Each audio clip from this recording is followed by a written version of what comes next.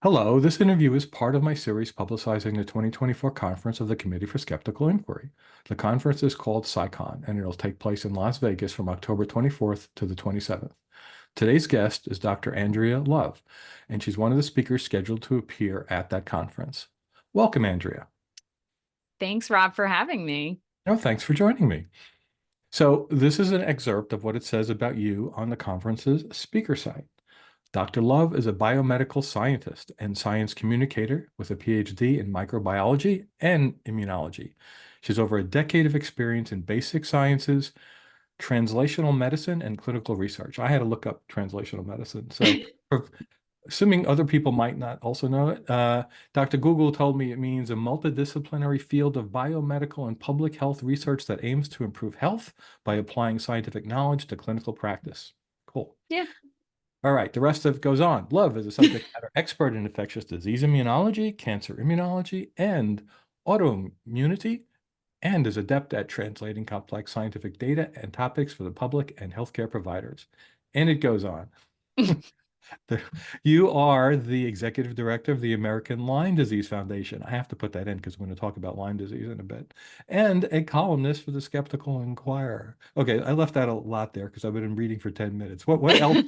What else is an absolute we have to tell the people right now? No, I think that's it. I've been working in life sciences biotech for about a decade, and I previously worked in academic science. And most of what I do is really kind of bridging that, bench research into, clinical relevance, so therapeutic interventions or diagnostic tests. And I've always just had a passion in kind of also bridging that gap between science and the general public, because as we know, there's a lot of misinformation out there.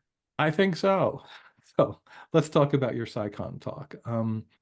The presentation is titled Echo Chambers versus Evidence, Ideological Conflicts in Science Acceptance. You're scheduled for Saturday of the conference at 2:30. That's a good time. I don't have to get up for 9 o'clock. Uh, uh, so can you tell us about what that talk will cover?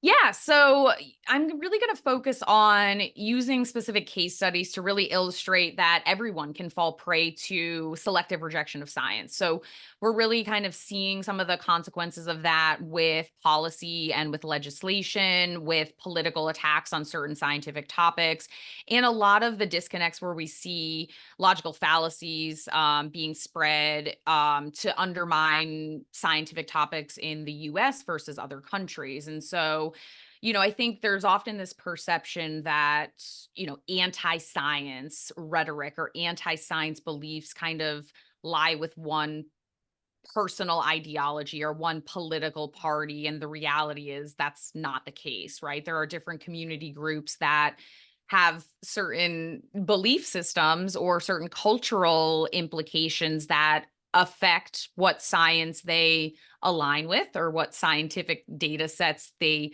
believe in and which ones they don't. And so, I like to challenge people's biases about that. One of the topics that I often talk a lot about is this really pervasive issue of chemophobia that kind of pervades really all public health topics, whether we're talking about people who are opposed to vaccines or other FDA approved medications, to fear mongering about food safety or agriculture practices. And you'll find that people who maybe publicly, pronounce that they believe in science, maybe they even have that lawn sign, that I believe in science is real, and, love is love and all that sort of stuff.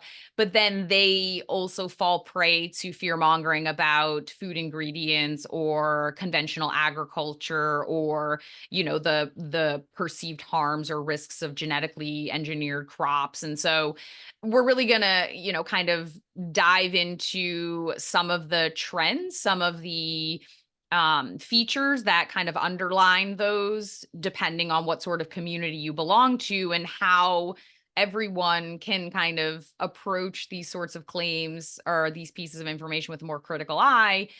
Because ultimately, if public perception is colored by misinformation, even unwittingly, that can influence personal public outcry that can influence our legislators, and that can ultimately influence and be detrimental to laws and regulations that are implemented. That's fascinating. We had a talk by Uzinski last year, I think it was, maybe 2 years ago, and he's into discussing conspiracy theories and who believes them. And I do recall that part of his presentation was, you guys at this conference are probably to the left of center, and you believe everyone on the right are the only people who believe conspiracies. And he had data that showed that was not true. Absolutely. Yeah. So I guess it is the same for the topics you're covering. Yeah, and there's a lot of crossover. I think it's not maybe as, full blown as conspiracy theories, but there are a lot of conspiratorial beliefs that cross ideological lines. A lot of people who think that, big corporations are out to get us, but there's this kind of dissonance where they fail to see that the corporations they're getting their information from are also big corporations. And so there's kind of this selective alliance with entities that they perceive to be sharing their cultural Right. identity or their belief system. And of course, the way the world is today, everyone is in their own bubble. And so Yeah. you get information from the people in your bubble, and you're just going to believe that. Yeah, and there's a major contributing factor with a lot of the social media algorithms as well, where you're getting fed similar content by what you're viewing, and so even if you're not actively seeking an echo chamber, it almost foments it for you Right. without you even realizing it. And so I want to kind of raise awareness and talk about how when things challenge your beliefs, it might be uncomfortable. And that isn't necessarily a reason to automatically discount the information you're being presented. If you want to be someone that lives by, what are the data saying kind of, on the whole, you can't say, well, I'm going to trust those data or I'm going to trust this regulatory agency when they tell me vaccines are safe and effective, but I'm not going to trust that same regulatory agency when they tell me these food products are safe, right? Right. The thing that actually surprises me the most is the people that I've encountered, especially since the pandemic started, who were anti-vaccine and didn't trust that. But if they got sick, they would have no problem going in for the other medical care that the same industry would provide. It's very strange. Yeah, I think it's also this kind of this risk perception gap, right? People are really bad at assessing risk kind of by and large. And so when you're talking about a preventive intervention like a vaccine, everyone always thinks, well, this disease isn't going to get me, right? Right. I'm going to be stronger. I'm going to have this. It's not going to impact me. And so they're like, well, it's not worth it to go out of my way to get this vaccine. But then when they actually get sick, then that risk math changes because now they're desperate and they're vulnerable and they're like, oh, well, I'm going to go get that thing to try and help me feel better. Whereas, the prevention has a much lower risk profile, in fact, than many of these treatments. The likelihood of risk of a vaccine is usually orders of magnitude lower than a lot of medical interventions. But, again, that math doesn't play out when you have to think about a future potential as opposed to the present situation you find yourself in when you actually get sick. Makes sense. Is this your first appearance at a CSICon? It is. I'm really excited. I've been a big fan of Skeptical Inquirer and Center for Inquiry and the conference for many years. So I'm really excited to attend. I'm really excited about a lot of the other talks and also meet up with some folks in real life that I've been collaborating with for years that are also giving talks or are also going to be in attendance. I think it's going to be great. Very nice. So does that mean you've not even attended one? I Not have just not even Oh, attended wow, one. wow, that's fantastic. Yeah. The first speaker in for this year that I interviewed was Rafael Arena. Do you know of? Oh yeah. Yeah, she's Yeah, fantastic. yeah. I spoke with her about a piece that she's working on right now about I think it's relevant to her topic is the media's role in kind of propagating misinformation and pseudoscience. And I've been a big fan of her. She does really excellent journalism work on these topics and I'm excited to see her, to meet her in real life, to see her Great. talk. Yeah. So I want to talk a bit about your column in Skeptical Inquire. So you said you're a fan of the magazine, and I see that you recently started writing for them. I found by searching your name 3 articles. One was just this month. And have you been published in the print magazine also? I have a piece coming out. I believe it's the next issue, although I have to check with Steven, but that's going to be one with Kevin Folta, who I know is also speaking at this year's And I conference. interviewed him just last week. Yeah. Very cool. So I work with him quite a bit. So this is it's a more technical piece, but that should be coming out it's been accepted. It should be coming out in a Cool.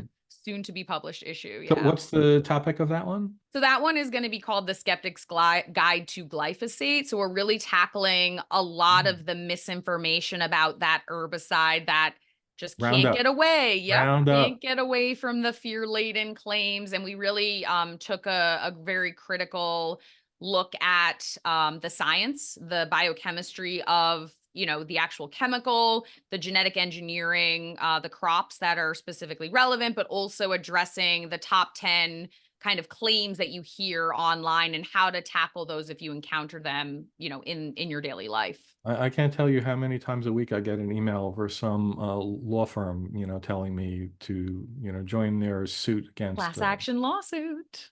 Yeah. All right. So the 3 articles I found that are freely available on the website, people, anyone can go there, and I will put a link in my print article to these. 3 topics. One was about Lyme disease, one was about toxic mold, and one was about at-home allergy tests. That was the most recent one. Yeah. So can you like summarize those 3? And I want to talk about the Lyme disease in detail a little bit later. Sure, But yeah. So yeah, I'm writing a monthly column, or ideally monthly column. I had to take off June because I was traveling out of the country. But so the column is called Inside Immunity, and they're really going to be kind of assessing topics that are relevant to individual and public health with a slant on things that are most relevant to the immune system, because that's my wheelhouse. But there's going to be a lot of kind of crossover themes, chemophobia, pseudoscience, the wellness industry, because they really do exploit the importance of the immune system when they make claims about things being inflammatory or anti-inflammatory or boosting your immune system or suppressing your immune system. And so a lot of the wellness claims that you see really exploit and prey on that health vulnerability. And so these columns are going to be, more in a tone that's less academic and more, kind of geared towards people who have probably come across many of these topics, either in the media or on social media, or even in, someone in their life, and really kind of help them understand the underbelly of the history of the myth or the misinformation, and how to actually parse out what's real and what's not. So the at-home allergy test is kind of an umbrella, or it's a part of an umbrella of kind of this shift toward this like at-home do-it-yourself wellness test industry that's kind of unregulated and very distinct from FDA approved clinical diagnostics.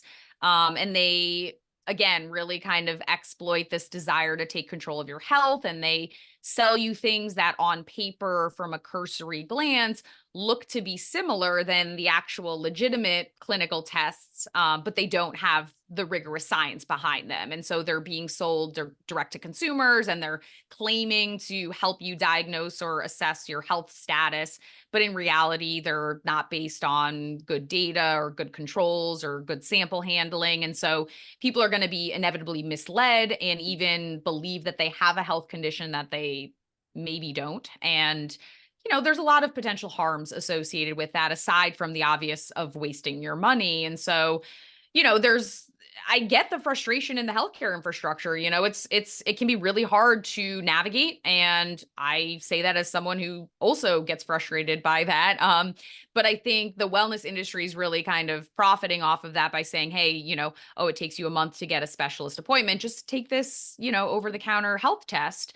But that's not the alternative. The alternative is, we need systemic change, and, we can't singularly solve that, but it's not to go fall prey to the pseudoscience being sold to people. Did you look into COVID-19 test kits and how reasonable or accurate Yes. those are or not? Yeah. So that's this is kind of the nuance, right? Because there are some direct to consumer tests that are FDA approved, and the COVID rapid tests are one of those. And so those have to be held up to the scrutiny of the FDA, which means that every step in both the development and the test method, so every reagent, every step, every instrumentation that's used to make those tests in the first place, all the controls and the internal references, those all have to be reviewed and validated and approved and said that, these are going to give you consistent data.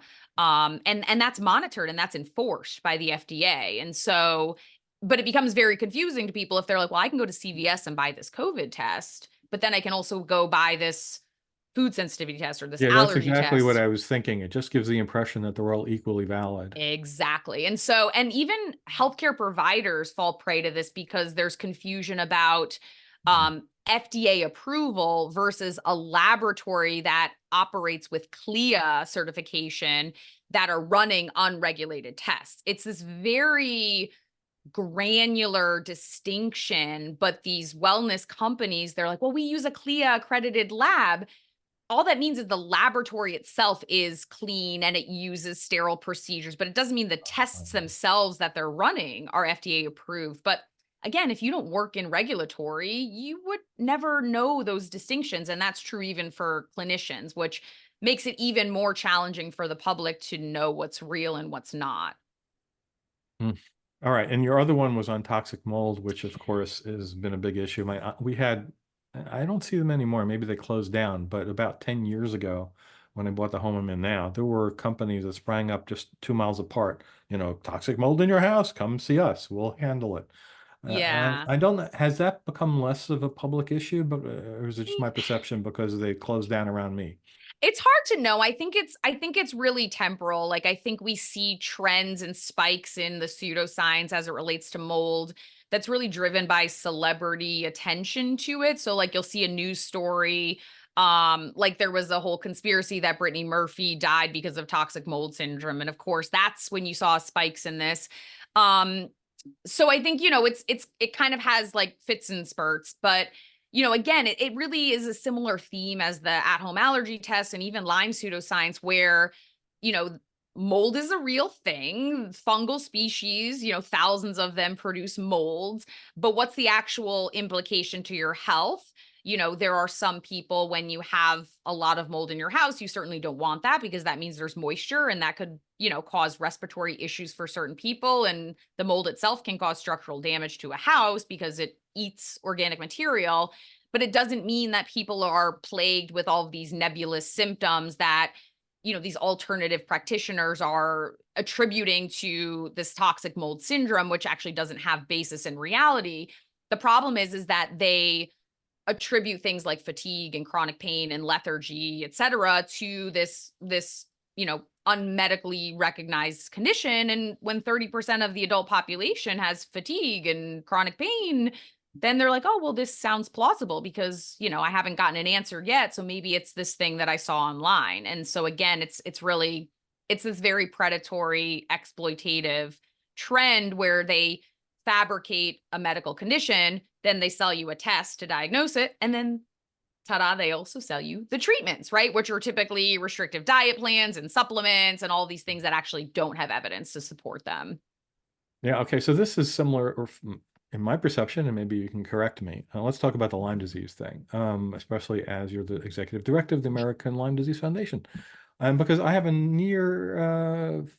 would say a near phobia of ticks.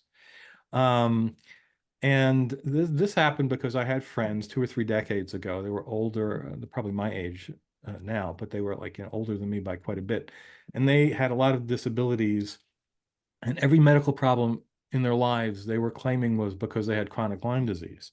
And I just bought into that. But I started to read articles saying that maybe, this is not quite what people think it is. So what's the story on that?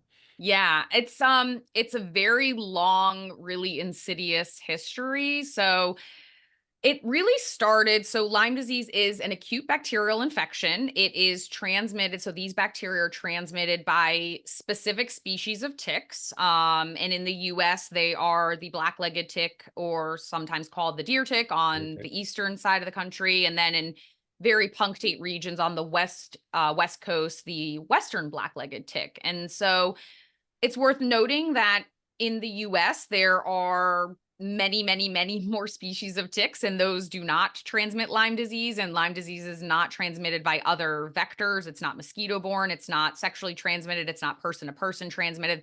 I've heard all the myths out there. And so it was first kind of characterized in the 1980s because kids in New England, actually very close to where I grew up in Eastern Connecticut, adjacent to Lyme, and that's why it is named what it is.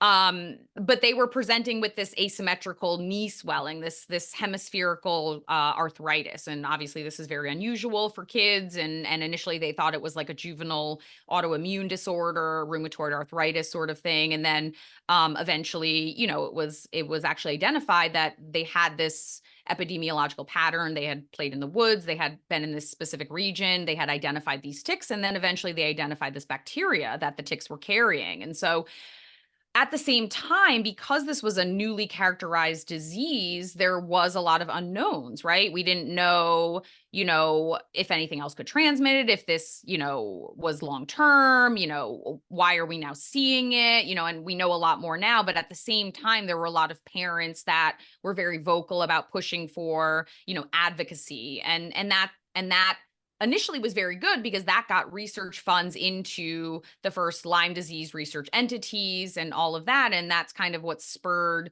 the ability of us to really understand this disease and what the risk factors are. But at the same time, those advocacy groups really turned into activist groups that really promote pseudoscience. And so, 30 years later, we're now 40, almost 40 years later, we're now in a situation where those activist groups, they have a lot of funding, millions of dollars. They have celebrities that serve as their figureheads. They have galas to fundraise. And they partner with healthcare providers or practitioners that actually prop up this diagnosis, this chronic Lyme disease. And those practitioners also collaborate with commercial laboratories that sell fake Lyme disease tests. And so it is probably the most insidious pseudoscience field, because if the general public sees someone with an MD, because there are a lot of non-infectious disease physicians that actually promote this. So if you're not an infectious disease physician, you shouldn't be treating infectious diseases because you haven't done residency in that field. But there are a lot of psychiatrists that have kind of, gotten on board with this. But, they have a degree, they have this credentials, they have that appeal to authority. They're I telling also you. presume chiropractors and naturopaths. Yo, yeah, yeah. Naturopaths, chiropractors, homeopaths, like it, there's a big world of those in the Lyme world too. But these activist groups, they have these databases, these provider databases on their website. And so you can search for a provider, and these providers will be advertised as those who are Lyme literate or Lyme specialists. And it's actually the opposite because they're not trained in infectious diseases. But there's this conspiracy that CDC and FDA and the Infectious Disease Society of America and all of these people that try to combat this misinformation, they're lying to people about the reality of Lyme disease, so that you should go seek these, uncredentialed providers. And these uncredentialed providers will send out these tests that are non-standard. So they'll say they're non-standard Lyme tests. They're using samples that are not proven to be able to diagnose Lyme disease, like urine samples. They're using methodologies that are not approved by the FDA to diagnose Lyme disease. And they kind of shop for these commercial labs that essentially send out false positive results. So you send these samples to these labs, and then people get these results and they're like, oh, I have Lyme disease. And then these practitioners prescribe a myriad of treatments that have no evidence to support them, including PICC line based antibiotics for months or years at a time. all sorts of like supplements. They even do like urine therapy. They say they're doing heavy metal chelation. It often goes along with all of these other like detox protocols, and they're very harmful. And the reality is, to treat this acute bacterial infection, the standard course of treatment is anywhere from 10 days to 4 weeks of very effective antibiotics. And if someone is recommending treatment that diverges from that, that should really be a red flag. So what is the work of the American Lyme Disease Foundation? Yeah, so the work of the American Lyme Disease Foundation is really providing credible data and education on these topics. So we have entomologists, we have infectious disease physicians, we have epidemiologists, we have microbiologists and immunologists. We're all essentially scientists or healthcare providers with specific expertise in vector-borne diseases, specifically Lyme disease, but other tick-borne diseases as well. And the goal is to be a credible resource that helps combat the activist groups that have very polished websites but are spreading misinformation. And so we provide information on, what's the actual likelihood that going outside and having a tick crawl on you means that you're actually going to get Lyme disease, and the risk is actually quite low, even if you live in an endemic area like I have my whole life. I'm in You New know, Jersey. There's deer on my yeah, lawn sometimes. there's a lot of fear about ticks in general, and a lot of it is kind of created by the media attention on celebrities who claim to have chronic Lyme disease, but they live in places that Lyme disease doesn't even occur in. Lyme disease doesn't occur in large swaths of the US, yet there are patient support groups in those places. It doesn't occur in many other countries around the world, and there are patient support groups there. And so there's just so much misinformation out there. And so the goal is really to help alleviate the unfounded health anxiety and also provide credible information about, you know, this is what the test is assessing. These are the limitations of the test. These are the updates on, the new vaccine in trials. Because there was a Lyme vaccine in 1998, and it was very effective, but it coincided with Andrew Wakefield and the fraudulent Lancet paper. And so really vaccines just, we're under attack on all fronts, and it actually got voluntarily pulled because of, so much misinformation. So we could have had a Lyme vaccine for the last 25 years. No, another We another thing didn't. to blame Wakefield for. Great. So all right. So bottom line, is there such a thing as chronic Lyme disease? So no. And actually, I'm really pleased that the CDC recently updated their Lyme disease website to actually state point blank that they discourage the use of that phrase. So when we talk about infectious diseases, and we've probably heard a lot about it in the context of long COVID, there are a proportion of people who, after the illness, after the actual pathogen that's causing illness has left their body, whether because of antibiotics or because your immune system has cleared it, they may still have some residual symptoms. In the case of, and that's true for almost every infectious disease. We got a lot of attention on this in the case of COVID because millions of people were getting COVID all at once, but this has been the case for almost every pathogen that we know of.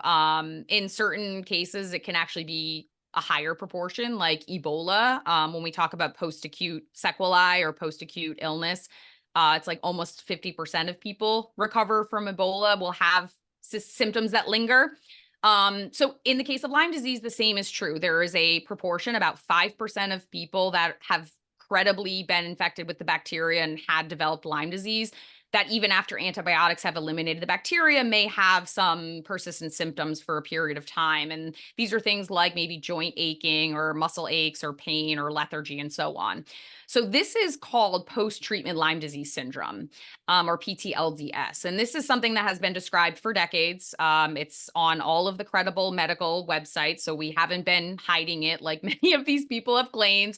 But essentially, this is probably twofold. It's the bacteria themselves have caused tissue damage in the course of illness, but also when your immune system is doing its job, it's creating inflammation, right? And so it can take time for that residual inflammatory process to kind of rebound back to baseline. And so that inflammatory signaling, those processes are really important to clear the infection, but it can also lead to, bystander impact, right? Some swelling, inflammation, symptoms, and so on. And so the antibiotics may have eliminated the bacteria, but it doesn't mean that you're going to heal immediately, all those residual effects. So that's that refractory period. Chronic Lyme disease is really used by these alternative practitioners to suggest that people have an ongoing infection with these bacteria, that the bacteria are hiding out, that they're forming biofilms or persisters or cysts or are dormant. And there's no credible evidence that this happens whatsoever. The studies that are used to prop this up are basically in non-human models, particularly in primates, and they're finding fragments of DNA and they're saying, well, this is the bacteria, but we know that that's not the bacteria. It's a fragment of DNA, which is actually an indication that the bacteria are dead. No one's actually ever harvested or isolated, replicating live bacteria from a non-human model after successful antibiotic treatment. And so there's no evidence to support that. But as a result, people, again, they start getting antibiotic treatments for long term, Right. months, years, et cetera. And that's really dangerous. There have been cases of opportunistic infections, death due to sepsis, because you've essentially wiped out all the other bacteria in your body that are beneficial. It's not something to take lightly. And I think people don't really understand the gravity of these unproven treatments. This has persisted for decades, every time we kind of think that it's like, retreating, some new celebrity kind of takes up the mantle and then it gets more attention again. Recently, Bella Hadid, was picked up by every media outlet because she's apparently been undergoing years-long treatment for chronic Lyme, and she was posting her lab tests, and she was doing an unvalidated test using urine samples. I actually dissected the whole test a long time ago. But again, all of the hallmarks of Lyme pseudoscience, but because she's a celebrity, every single media outlet picked it Mhm. up and ran with it and elevated it and amplified it. And then all these people are like, hey, I had those symptoms too. Maybe I have chronic Lyme disease. And that really is kind of what continues to propagate this. So I have to ask about long COVID then. So have you looked at data on this? I have. And actually, I had several conversations last week with very prominent colleagues in the field, one of which is Peter Hotez. I talk to him pretty regularly about a lot of data related to vaccines and infectious diseases and obviously the war on science, which he is personally under attack from at all times. Right. And so when when the pandemic started and we started hearing more about PASC, which we colloquially say long COVID, but it technically stands for post-acute sequelae of SARS-CoV infection. But basically what it means is that after the infection, you present with symptoms. Sequelae are symptoms that are a consequence of the previous injury. So post-acute, you're no longer in the acute illness phase. So I said to several people, I was like, I worry that this is going to go the route of Lyme pseudoscience.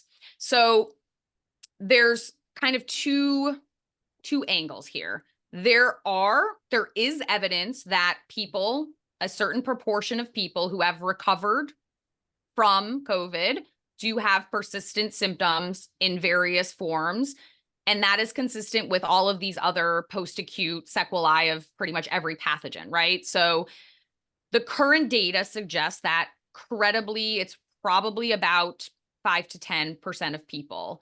And that's consistent, again, with all the other post-acute infectious processes, right? About 5% of people who've been infected by something will have symptoms for a period of time after illness. That So being does said, this include people who've gotten and basically had no symptoms from the actual disease and like got rid of it that quickly? Maybe didn't even test positive because their immune system beat it off so quickly.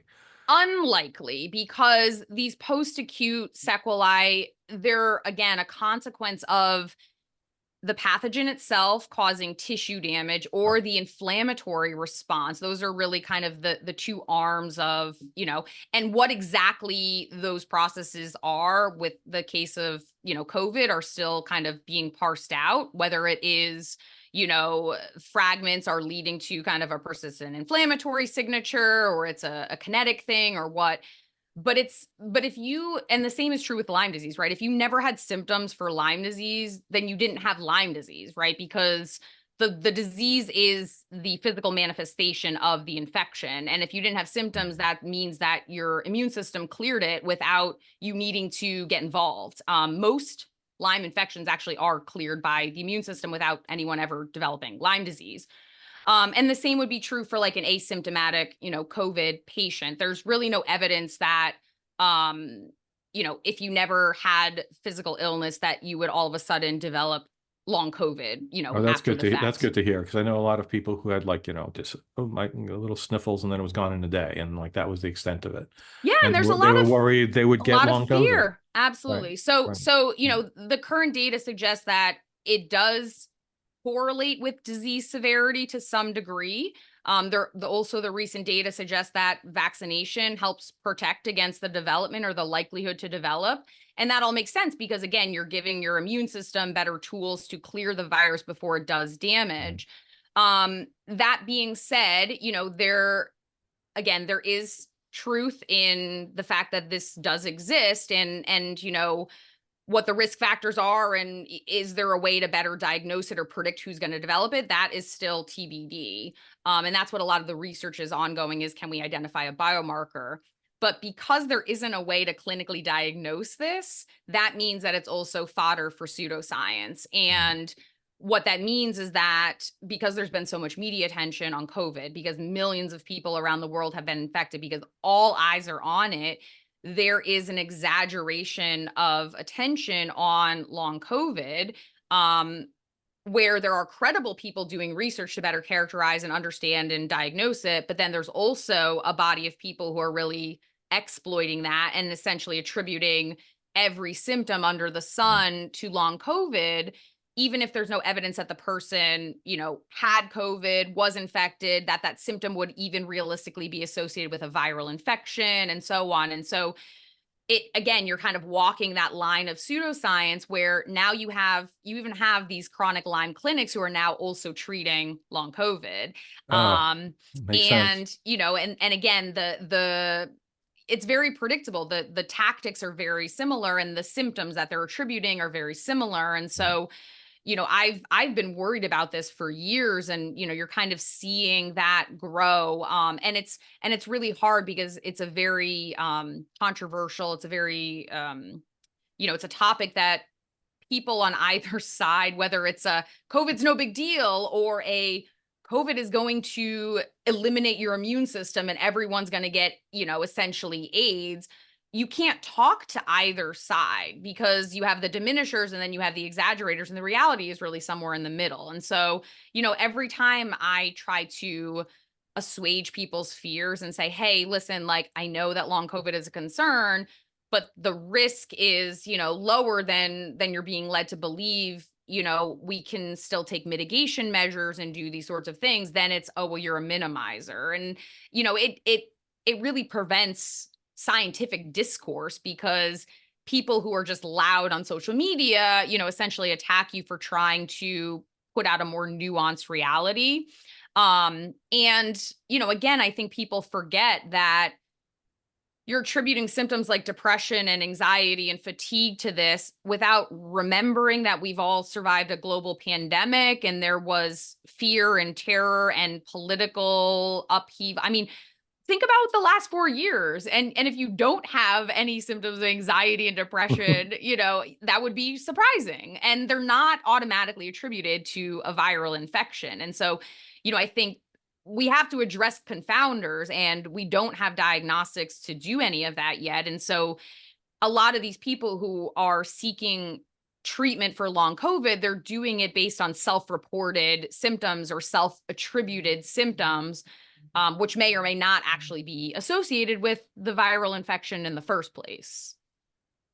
Wow. So I talked to Kevin Folta. I interviewed him the other day, and he related in an emotional part of the interview how the attacks on him like were awful for a very long period of time.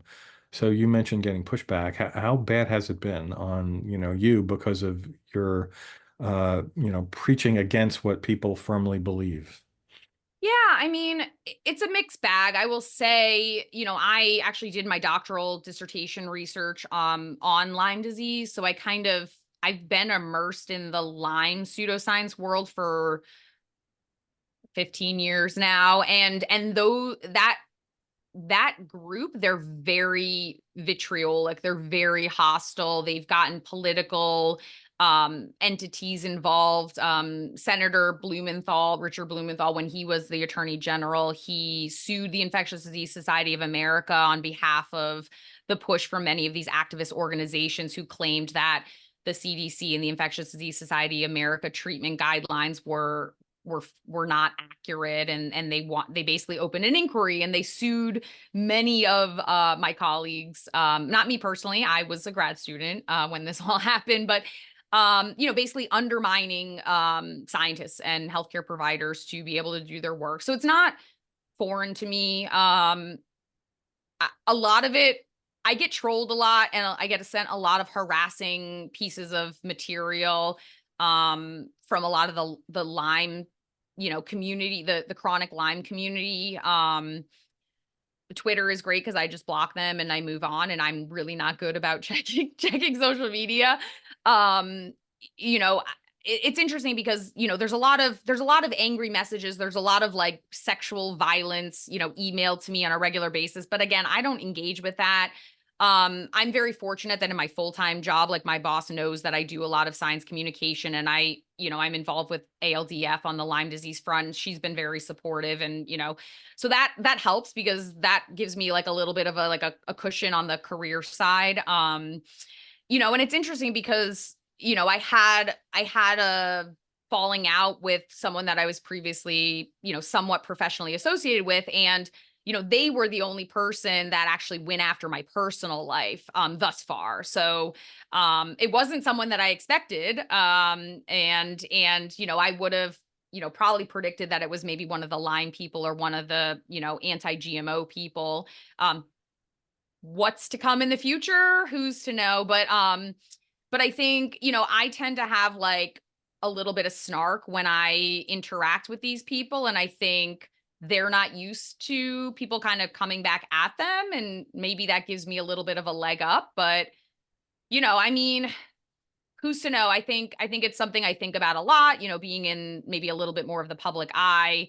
And I feel awful for what Kevin has been through, and we've talked about it pretty extensively, because again, with this personal, kind of semi-professional relationship, a lot of the same tactics were kind of trying to be used against me, and thankfully there was no leg to stand on, and they certainly didn't have the reach or the resources of the people that went after Kevin. But I do think about that a lot of, there's a lot of people I think that don't speak out about misinformation because they're afraid of the back, Yeah, it's a the tactic blowback. by the anti-science forces that works in some regard because Yeah.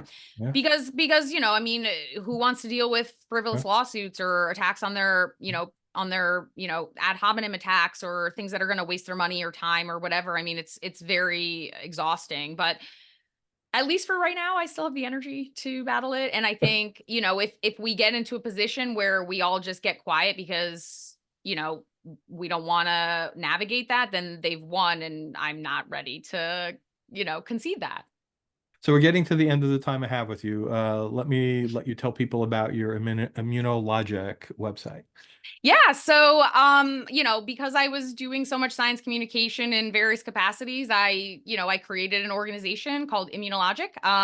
So it's really a conduit to streamline a lot of science communication work. So, places that I've joined to talk on podcast episodes about various health topics. I write a newsletter that is hosted on Substack, but you can access it there. And I also do a lot of, science communication work. I've taught CME courses for the New York State Department of Health. And so you can find a lot of information and resources there. But really, it's really to be a repository of credible information. And my hope is to build it out with also a comprehensive database of credible references for people on a lot of these topics that keep coming up in pop culture. And the website is immunologic Yeah. dot com, .org. Yep. .org, Immunologic.org. And then, .org. Okay. yeah. And then my Substack is immunologic.substack.com. So you can find everything there. Okay. Well, thank you. Thank you so much for joining me today. And I'm looking forward to meeting you in real life in Vegas. Thanks, Rob, for having me. And same to you. I'm super excited about the conference.